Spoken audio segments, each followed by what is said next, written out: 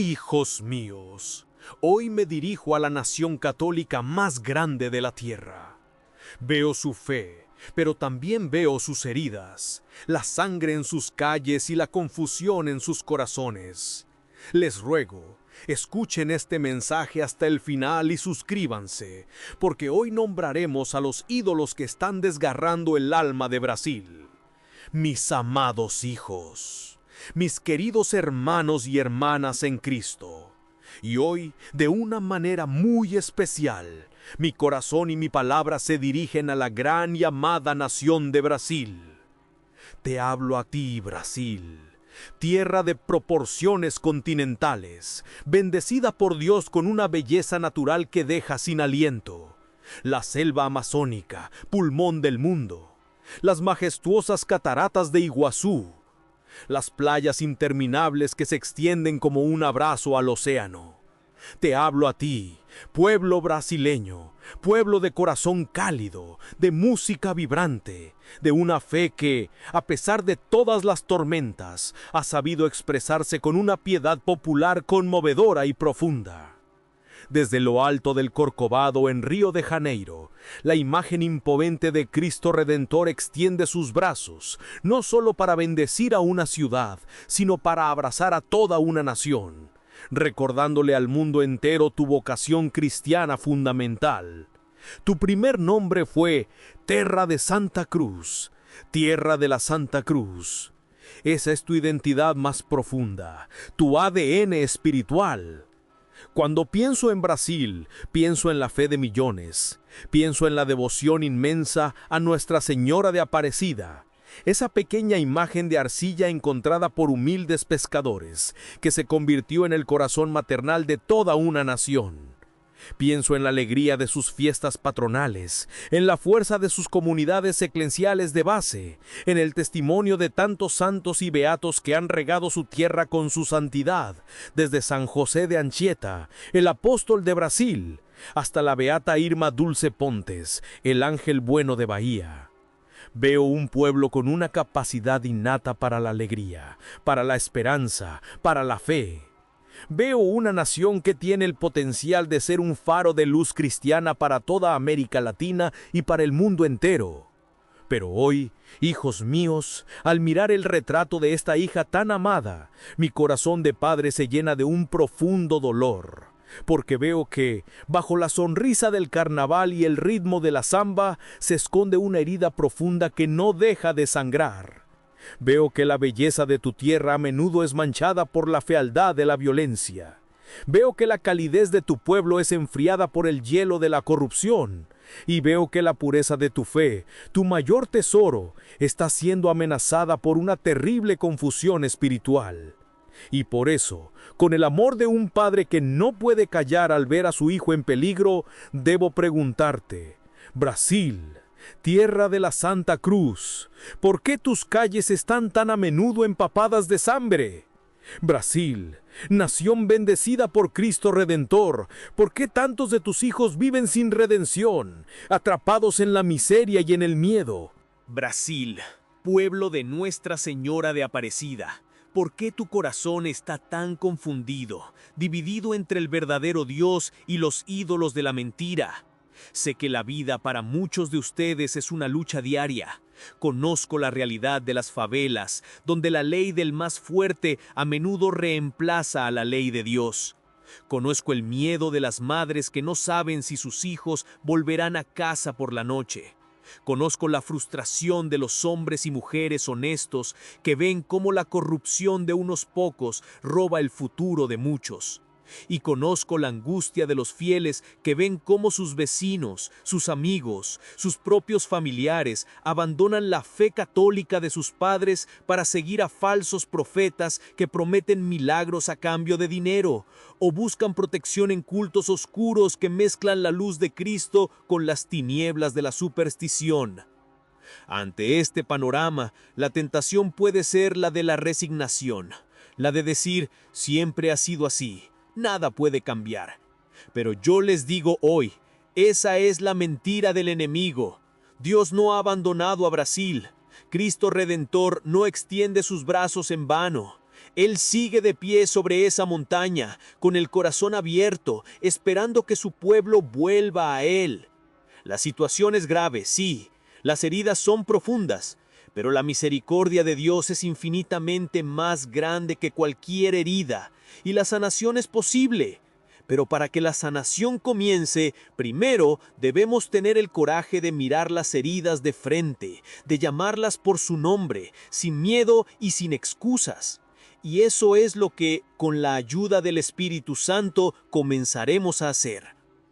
Hijos míos, habiendo contemplado la belleza y la vocación de la gran nación de Brasil, debemos ahora, con el amor de un médico que no teme nombrar la enfermedad para poder curarla, tener el coraje de mirar de frente las 3 llagas profundas que hoy infectan su alma.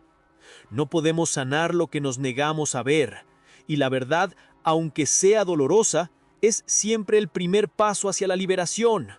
Por eso, con un corazón de padre, quiero señalar estas 3 heridas, no para juzgar, sino para invitar a la conversión y a la sanación. La primera y más visible de estas llagas es un río de sangre que corre por las calles de sus ciudades. Hablo de la violencia endémica, del poder de los cárteles y de las bandas que han convertido barrios enteros, especialmente las favelas, en territorios sin ley, en pequeños reinos del terror. Pienso en las madres que viven con el corazón en un puño, rezando cada noche para que sus hijos, que salieron a la calle, regresen a casa con vida. Pienso en los jóvenes, llenos de talento y de sueños, que son seducidos por la promesa de dinero fácil y de poder, solo para encontrar una muerte prematura en una guerra sin sentido entre bandas rivales.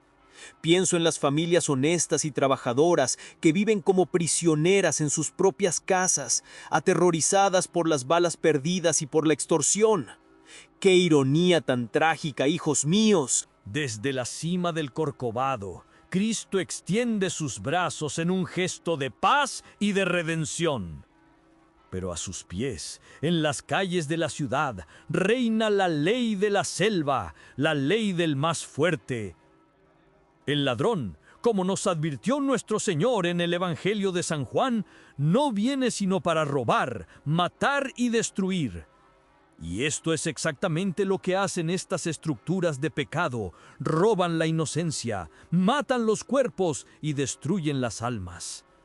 Mientras que Cristo dice: yo he venido para que tengan vida y la tengan en abundancia. Esta herida, esta sangre inocente que clama al cielo, es una ofensa directa al Dios de la vida. La segunda llaga, que es la que alimenta a la primera, es una úlcera de corrupción que ha penetrado profundamente en las estructuras políticas y económicas de la nación. Durante décadas hemos visto escándalos de una magnitud colosal, donde sumas de dinero que podrían haber construido hospitales, escuelas y oportunidades para los más pobres han sido desviadas para enriquecer a una pequeña élite sin escrúpulos. La corrupción, hijos míos, no es solo un crimen económico, es un pecado mortal, un pecado que grita al cielo porque roba el pan de los pobres. Es el pecado de las balanzas falsas que el libro de los Proverbios llama una abominación para el Señor. Cuando un político, un juez o un empresario antepone su avaricia personal al bien común, no solo está cometiendo un delito, está cometiendo un acto de idolatría, está adorando al Dios del dinero, a Mamón, en lugar de al Dios verdadero. Y esta corrupción sistémica tiene un efecto devastador en el alma de un pueblo. Genera un cinismo profundo, una desconfianza en toda autoridad, la sensación de que no vale la pena ser honesto. Destruye el tejido social y deja a los más vulnerables sin esperanza y sin defensa, convirtiéndolos en presa fácil para la primera herida, la de la violencia. Un país donde la justicia se puede comprar y vender no puede conocer la verdadera paz. Y la tercera herida, la más profunda, la raíz espiritual de las otras dos, es una terrible confusión espiritual. Brasil, la nación con más católicos del mundo, está sufriendo una hemorragia de fe silenciosa y una peligrosa contaminación de la misma. Por un lado, vemos el avance agresivo del llamado Evangelio de la Prosperidad. Falsos pastores que usan el nombre de Jesús para construir imperios financieros, vendiendo un evangelio falso, un Cristo que no es el de la cruz, sino un genio de la lámpara que concede deseos materiales a cambio de dinero. Engañan a los pobres y a los enfermos con promesas vacías, cometiendo el terrible pecado de la simonía, el de comerciar con los dones de Dios. Y por otro lado, y esto es quizás aún más grave, vemos la expansión del sincretismo religioso. Veo con un dolor inmenso cómo tantos católicos, bautizados en la fe, intentan vivir con un pie en la iglesia y otro en los cultos afrobrasileños, como la umbanda o el candomblé. Van a misa por la mañana y por la noche encienden velas a entidades que no son de Dios, buscando protección o favores en los lugares equivocados. Hijos míos, hay que decirlo con claridad. No se puede servir a dos señores. No se puede mezclar la luz de Cristo con las tinieblas de la superstición y el ocultismo. Esta práctica no es una expresión de riqueza cultural, es un acto de adulterio espiritual, una traición al primer mandamiento. Es abrir la puerta de nuestra alma a espíritus que no son el Espíritu Santo, y esa puerta, una vez abierta, trae consigo la confusión, la división y la ruina espiritual, tanto a nivel personal como nacional. Un pueblo con el corazón dividido, un pueblo que no sabe a qué Dios rezar, se convierte en un pueblo débil y fácil de conquistar por las fuerzas del mal. Mis amados hijos de Brasil, hemos diagnosticado las heridas que afligen su nación, el río de sangre de la violencia y la úlcera de la corrupción. Pero estas, por terribles que sean, son solo los síntomas externos, las fiebres de un cuerpo cuya alma sufre de una enfermedad aún más profunda. Y hoy, con el dolor de un padre que debe decir una verdad difícil, debemos hablar de esta herida espiritual, la raíz de todas las demás, la terrible confusión que ha llevado a tantos de ustedes a cometer un acto de adulterio espiritual. Sé que estas palabras son duras, pero son necesarias. Para entenderlas, debemos volver al corazón mismo de nuestra fe, al primer y más importante de todos los mandamientos. Amarás al Señor tu Dios con todo tu corazón, con toda tu alma y con todas tus fuerzas. No tendrás otros dioses delante de mí. Nuestro Dios, hijos míos, no es un concepto filosófico ni una energía impersonal, es una persona.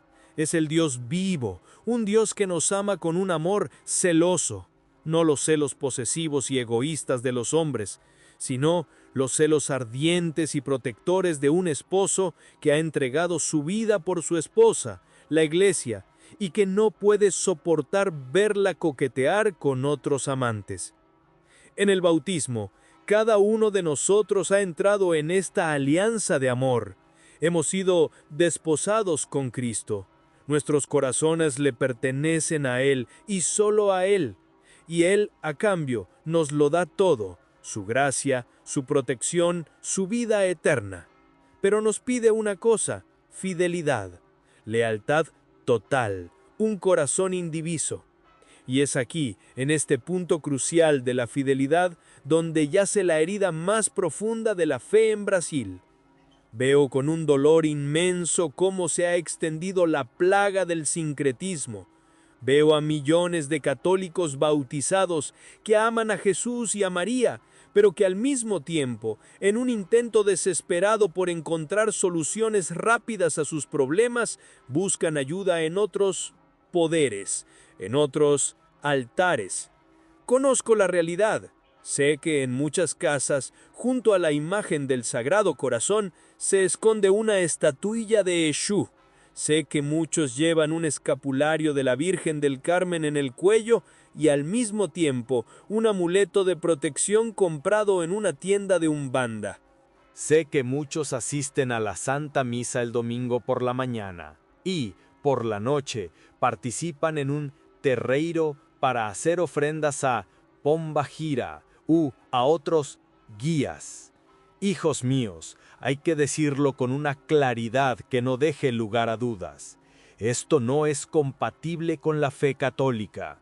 Esto es una traición, es un adulterio espiritual, es arrodillarse ante dos señores, y Cristo nos advirtió que nadie puede servir a dos señores. El apóstol San Pablo lo dijo con una fuerza atronadora en su carta a los Corintios. ¿Y qué comunión la luz con las tinieblas? ¿Y qué concordia Cristo con Belial? Y lo que los gentiles sacrifican, a los demonios lo sacrifican, y no a Dios, y no quiero que vosotros os hagáis partícipes con los demonios. Estas entidades a las que algunos de ustedes piden favores no son santos disfrazados, no son guías neutrales, no son simples energías, son, como nos enseña la fe de la Iglesia, demonios, espíritus engañadores cuyo único objetivo es apartarlos del único y verdadero Salvador, Jesucristo. Pero, Padre, me dirá alguno, yo he sentido su ayuda, he pedido algo y me lo han concedido. Cuidado, hijos míos, esa es la trampa más antigua y más eficaz del demonio. Satanás, como nos recuerda San Pablo, puede disfrazarse de ángel de luz. A veces da un pequeño regalo para después arrebatarlo todo. Te concede una pequeña ayuda material, un milagro de sanación o de dinero para ganarse tu confianza. Y una vez que tienes esa confianza, te pide algo a cambio, tu alma. Te ata con cadenas de miedo y de superstición, te aleja de los sacramentos, te hace desconfiar de la Iglesia y te sumerge en un mundo de oscuridad y de dependencia. Los pequeños favores que concede el ocultismo son el cebo en el anzuelo del infierno, y el precio que se paga por ellos es terrible. La pérdida de la paz, la esclavitud espiritual y, finalmente, la posible perdición eterna. Vale la pena, hijos míos, cambiar la libertad gloriosa de los hijos de Dios por un plato de lentejas envenenado. La muerte no puede dar vida, la oscuridad no puede dar luz, y los demonios no pueden dar la verdadera protección. Solo Cristo, que venció a la muerte, es la vida. Solo Él, que es la luz del mundo, puede disipar las tinieblas, y solo Él es nuestro verdadero protector. Esta confusión espiritual es la raíz de los males de Brasil, porque una nación cuyo corazón está dividido, una nación que intenta beber al mismo tiempo del cáliz de la salvación y del cáliz de los demonios, es una nación espiritualmente débil, una casa dividida que no puede resistir. ¿Cómo puede un país luchar contra el río de sangre de la violencia si sus ciudadanos buscan protección en los mismos espíritus de la oscuridad y de la muerte? ¿Cómo puede sanar de la corrupción si su pueblo busca atajos mágicos en lugar de la conversión del corazón? No es posible. La sanación social de Brasil debe comenzar por una purificación espiritual. Es hora de elegir. Como el profeta Elías gritó al pueblo de Israel que cojeaba entre dos dioses: ¿hasta cuándo claudicaréis vosotros entre dos pensamientos? Si Jehová es Dios, seguidle, y si Baal, id en pos de él. Yo les digo hoy, si Jesucristo es su Señor y Salvador, síganlo a Él solo. Si creen que otros espíritus tienen poder, síganlos a ellos. Pero dejen de intentar mezclar el agua bendita con el veneno. Es hora de que Brasil elija a quién quiere servir. Mis amados hijos, hemos expuesto con claridad la terrible herida de la confusión espiritual que aflige a Brasil. Hemos llamado al adulterio espiritual por su nombre y hemos advertido sobre el peligro mortal de mezclar la luz de Cristo con las tinieblas de la idolatría. Pero para que esta advertencia no sea solo una doctrina, sino una realidad palpable, quiero contarles la historia de un joven brasileño, un alma buena y sedienta de esperanza, que se vio tentado por las tres grandes mentiras que hoy se ofrecen a la juventud de su nación. Es la historia de un viaje a través de las falsas promesas del mundo hasta el encuentro con la única y verdadera esperanza. Lo llamaremos Marcos. Marcos creció en una favela de Sao Paulo. Creció rodeado de pobreza, sí, pero también de una inmensa riqueza de comunidad y de fe. Su madre, una mujer de una piedad sencilla y profunda, le había enseñado a rezar, a confiar en Jesús y a amar a Nosa Señora Aparecida. Pero Marcos, al llegar a la adolescencia, comenzó a sentir una rabia creciente en su corazón. Veía la injusticia a su alrededor. Veía a su madre trabajar hasta el agotamiento por un salario miserable. Y veía, al mismo tiempo, el brillo de un mundo de riqueza y de poder que le parecía inalcanzable. Anhelaba una salida, una vida mejor para su madre, un atajo para escapar de la pobreza. Y el diablo, que siempre escucha los anhelos de un corazón impaciente, le presentó su primera falsa promesa. La primera promesa fue la del poder y el dinero fácil, encarnada en el jefe de la banda local. Era un hombre joven pero temido y respetado. Vestía ropa de marca, conducía coches caros y siempre estaba rodeado de mujeres. Para un joven como Marcos, que se sentía invisible y sin poder, esa figura era casi hipnótica. Y el jefe de la banda se fijó en él. Le ofreció unirse a ellos. Con nosotros tendrás dinero, tendrás respeto, dejarás de ser un nadie, le dijo. Y Marcos, a pesar de las lágrimas y las súplicas de su madre, aceptó. Al principio se sintió poderoso. El dinero fácil, la camaradería, la adrenalina, pero pronto la fachada brillante comenzó a resquebrajarse. Vio la crueldad, la traición, la paranoia. Vio cómo la droga destruía las vidas de sus propios vecinos. La libertad, en realidad, era una esclavitud al miedo constante. La mentira se le reveló en toda su brutalidad una noche, cuando su mejor amigo, otro joven que había entrado en la banda con él, fue asesinado a tiros en una estúpida disputa por una esquina. Al ver el cuerpo sin vida de su amigo en el suelo, Marcos comprendió la verdad del Evangelio. El ladrón solo viene para matar y destruir. Esa noche huyó de la banda, aterrorizado, con el alma manchada y el corazón vacío. La segunda falsa promesa fue la de la prosperidad milagrosa. Su madre, desesperada al ver el estado de su hijo, lo convenció para que la acompañara a una de esas gigantescas iglesias del Evangelio de la Prosperidad que prometían: pare de sufrir. El lugar era como un teatro, luces, pantallas gigantes, una banda de música a todo volumen. El pastor era un showman carismático. No hablaba del pecado ni de la cruz, sino solo de victoria, de éxito, de riqueza. Y al final del sermón llegó el momento culminante. Dios quiere sanar tu vida, gritó, pero tienes que demostrar tu fe, tienes que plantar una semilla de sacrificio. Los que den 1,000 reales hoy recibirán 100,000 mañana. Marcos observaba con cinismo, pero vio el rostro de su madre. En sus ojos había una última y desesperada chispa de esperanza. Y la vio hacer lo impensable. La vio sacar de su bolso el pequeño fajo de billetes que eran todos sus ahorros, el dinero que guardaba para una emergencia, y depositarlo en la cesta de las ofrendas. Marcos sintió una punzada de ira, pero no dijo nada. Esperaron. ¿Una semana? ¿Un mes? Y por supuesto, el milagro no llegó.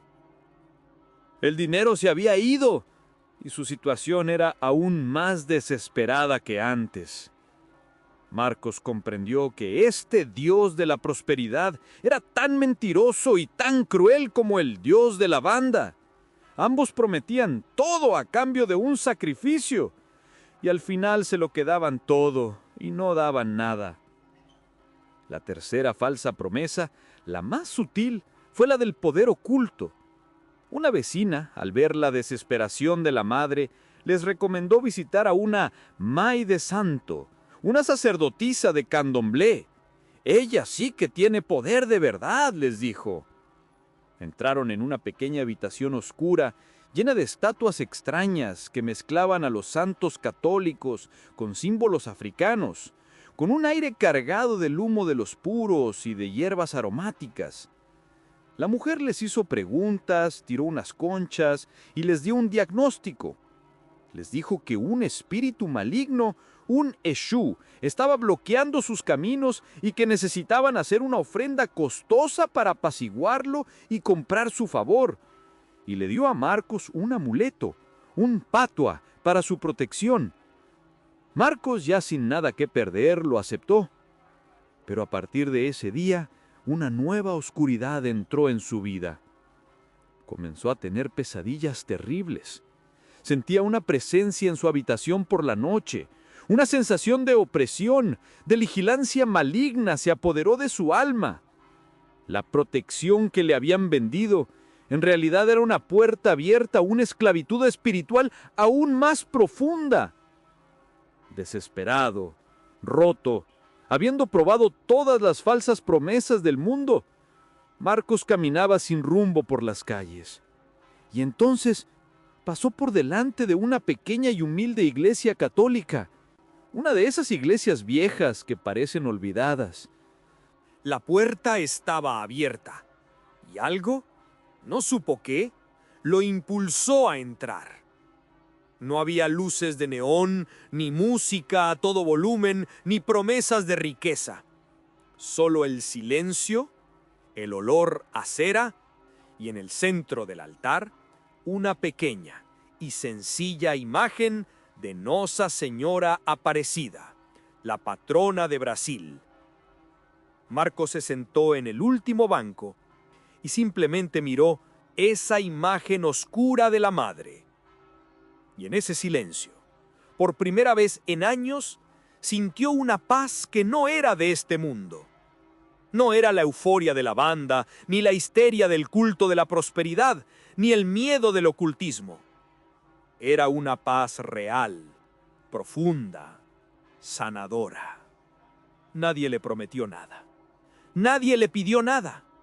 Pero en el rostro de esa madre sintió una mirada de amor incondicional, una mirada que lo acogía en su miseria, que no lo juzgaba. Y allí, en esa pequeña iglesia olvidada, Marcos comenzó a llorar, no con las lágrimas de la desesperación, sino con las lágrimas de un hijo que, después de haber buscado a su padre en todos los lugares equivocados, finalmente ha vuelto a casa. Mis amados hijos, hemos llegado al final de nuestro camino. Hemos diagnosticado las 3 llagas que desangran el alma de Brasil: la violencia, la corrupción y, la más profunda de todas, la confusión espiritual. Hemos visto en la historia de Marcos el recorrido de un alma joven a través de las 3 grandes mentiras que el mundo ofrece como atajos a la felicidad: el poder del crimen, la promesa vacía de la teología de la prosperidad y el engaño oscuro del ocultismo. Y hemos sido testigos de cómo, después de que todas las promesas del mundo se revelaron como fraudes, la sanación comenzó en el silencio de una humilde iglesia, ante la mirada maternal de Nossa Señora Aparecida. La historia de Marcos no es solo la historia de un joven de Sao Paulo, es la parábola de Brasil. Es la historia de una nación que ha buscado la felicidad en muchos lugares equivocados y que ahora es llamada a volver a casa, a la única y verdadera fuente de paz y de vida. Ahora, esta verdad debe convertirse en una decisión personal y nacional. Es el momento de la purificación. Es el momento de elegir. El testimonio de Marcos nos enseña que el primer paso para la sanación es un acto de renuncia, un acto de limpieza. No podemos esperar que Dios bendiga una casa si en esa misma casa hemos construido un altar a sus enemigos? No podemos pedir la protección de Cristo si al mismo tiempo llevamos en el bolsillo el amuleto de un espíritu que no es de Dios. Por eso, hoy, con la autoridad de un padre que ama a sus hijos y quiere verlos libres, debo hacerles un llamado concreto. Les pido, a todos ustedes que me escuchan y que han participado en alguna de estas prácticas sincréticas, que hagan un acto de fe valiente. Revisen sus casas, revisen sus bolsillos, sus carteras, sus cuellos, y desháganse de todo aquello que no pertenece a Cristo. Quemen esas imágenes de Exú o de Pombagira. Tiren a la basura esos amuletos, esos patuás, esos objetos que les han vendido como protección. Borren de sus teléfonos los contactos de los pais de santo o de los adivinos.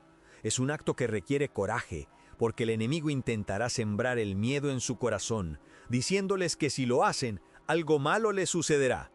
Es una mentira. Es la última amenaza del tirano que ve que su esclavo está a punto de ser libre. La única y verdadera protección es la sangre de Cristo y el manto de la Virgen. Al limpiar sus casas de estos objetos, están cerrando una puerta al demonio y abriendo de par en par la puerta a la gracia de Dios. De la misma manera, les pido a aquellos que han sido engañados por el Evangelio de la prosperidad, renuncien a esa caricatura de la fe, dejen de ver a Dios como un banquero y comiencen a verlo como un padre. Su valor no reside en la cantidad de dinero que dan, sino en la sinceridad de su amor. La verdadera prosperidad no es tener una cuenta bancaria llena, sino un corazón lleno de paz y de confianza en la divina providencia. Dejen de seguir a los lobos con piel de oveja que se enriquecen con la fe de los pobres y vuelvan a la sencillez del Evangelio, a la belleza de la Iglesia Católica, que no les promete riquezas en esta tierra, sino el tesoro incalculable de la vida eterna. Y ahora, para sellar esta decisión de purificar nuestra fe y de volver a la única verdad, quiero invitarlos a consagrar todos juntos esta gran nación al único corazón que puede sanarla y protegerla, el corazón inmaculado de María en su advocación tan querida de Nuestra Señora de Aparecida. Traigan a su mente la imagen de su padroeira, esa pequeña imagen negra que es el símbolo de la fe de todo un pueblo, y únanse a mí en esta oración. Oh Nuestra Señora de Aparecida, Reina y Patrona de Brasil, Madre de los pobres y de los olvidados, consuelo de los afligidos. Hoy, tu nación, esta tierra de la Santa Cruz que te ama profundamente, se arrodilla a tus pies. Venimos a ti no con las manos llenas de méritos, sino con el corazón lleno de heridas. Reconocemos, Madre, que hemos sido infieles. Hemos permitido que la violencia manche nuestras calles, que la corrupción envenene nuestras instituciones y que la confusión espiritual nuble nuestra fe. Te pedimos perdón por cada vez que, buscando ayuda, hemos recurrido a ídolos falsos, traicionando el amor de tu Hijo. Hoy, Madre, renovamos nuestra alianza contigo y con tu Hijo. Renunciamos a toda forma de ocultismo, de sincretismo y de superstición. Renunciamos a todo falso evangelio que no sea el evangelio de la cruz. Y te elegimos de nuevo como nuestra única reina y protectora. Te consagramos, oh Señora de Aparecida, el futuro de Brasil. Te consagramos a nuestros jóvenes para que los libres de las garras de la droga y de la violencia. Te consagramos a nuestras familias para que las protejas de la división y de las ideologías que buscan destruirlas. Te consagramos a nuestros gobernantes para que gobiernen con justicia y temor de Dios. Te consagramos, Madre, toda esta tierra bendita. Cúbrenos con tu manto azul, que donde hay odio, pongas amor, que donde hay desesperación, pongas esperanza, que donde hay tinieblas, pongas la luz de tu Hijo, Jesucristo. Oh Nuestra Señora de Aparecida, muéstranos de nuevo a Jesús, aplasta la cabeza de la serpiente que amenaza a tu pueblo, y haz que Brasil, fiel a su primer nombre, vuelva a ser, para la gloria de la Santísima Trinidad, la verdadera tierra de la Santa Cruz. Amén. Hijos míos, si han hecho esta oración con fe, han puesto el futuro de su nación en las manos más seguras que existen. Ahora, Esta oración debe convertirse en un testimonio vivo, para mostrarle a Nuestra Señora de Aparecida que sus hijos están volviendo a casa. Les pido un último gesto. Por favor, escriban en los comentarios su ciudad y su hora local actual para que podamos ver cuánta gente está rezando ahora mismo por la sanación de la tierra brasileña. Que esto sea nuestro testimonio común de fe. Si este mensaje ha sido importante para ustedes, les pido que se suscriban a este canal. Al hacerlo, se unen a esta misión de llevar la luz de Cristo a un mundo confundido. Y finalmente, les pido que compartan este video. Piensen en un amigo, en un familiar que ustedes sepan que está atrapado en la confusión espiritual. Quizás estas palabras sean el faro que necesitan para encontrar el camino de regreso al puerto seguro de la iglesia.